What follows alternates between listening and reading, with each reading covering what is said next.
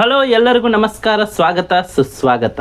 ಇವತ್ತಿನ ವಿಡಿಯೋದಲ್ಲಿ the legend captain cool MS Dhoni ಅವರ ರಿಟೈರ್ಮೆಂಟ್ ವಿಷಯದ ಬಗ್ಗೆ ಮಾತಾಡಿಕೊಳ್ಳೋಣ.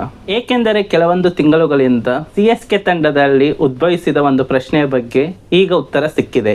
ಹೌದು ಗೆಳೆಯರೇ, ನಮ್ಮ MS ಧೋನಿ ಅವರು 2026ರ IPL ಅಲ್ಲಿ ಆಡುತ್ತಿದ್ದಾರೆ.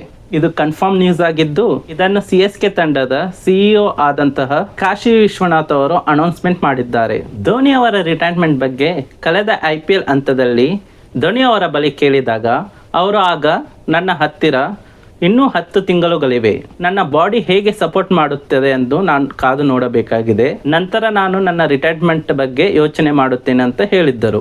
ಈಗ CSK ತಂಡದ ಕಾಶಿ ವಿಶ್ವನಾಥ್ ಅವರು ಕನ್ಫರ್ಮೇಶನ್ ಕೊಟ್ಟ ನಂತರ ಚೆನ್ನೈ ಸೂಪರ್ ಕಿಂಗ್ಸ್ ಫ್ಯಾನ್ಸ್ಗೆ ಮತ್ತು ಧೋನಿ ಫ್ಯಾನ್ಸ್ಗೆ ಖುಷಿ ಆಗಿದೆ. ಹಾಗೂ ಕಳೆದ ಸೀಸನ್ನಲ್ಲಿ CSK ತಂಡ ಆಶಿಸಿದಷ್ಟು ಒಳ್ಳೆಯ ಆಟವಾಡದೇ ಇರುವುದು, ಅನೇಕ ಇಂಜುರಿಗಳಿಂದ ಕೆಲವೊಂದು ಪ್ಲೇಯರ್ಸ್ ಉಪಲಬ್ಧವಾಗಿರುವುದು ತಂಡದ ಸೋಲಿಗೆ ಪ್ರಮುಖ ಕಾರಣಗಳಾಗಿದ್ದು, ಅವರು ಪಾಯಿಂಟ್ಸ್ ಟೇಬಲ್ನಲ್ಲಿ 10ನೇ ಸ್ಥಾನದಲ್ಲಿ ಅಂತ್ಯಗೊಂಡಿದ್ದರು.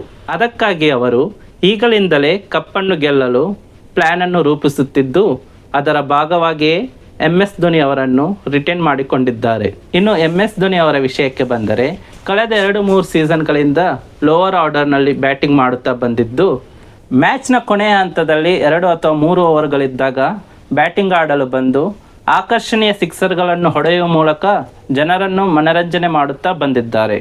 ಹಾಗೂ ಜನರು ಕೂಡ ಅವರನ್ನು ಅಷ್ಟೇ ಪ್ರೀತಿಯನ್ನು ನೀಡುತ್ತಾ ಬಂದಿದ್ದು, ಅವರನ್ನು ನೋಡಲು ಅಂತಾನೆ ಬೇರೆ ಟೀಮ್ನ ಫ್ಯಾನ್ಸ್ ಕೂಡ ಎಲ್ಲೋ ಜರ್ಸಿ ತೊಟ್ಟು ಮೈದಾನಕ್ಕೆ ಬರುತ್ತಾರೆ.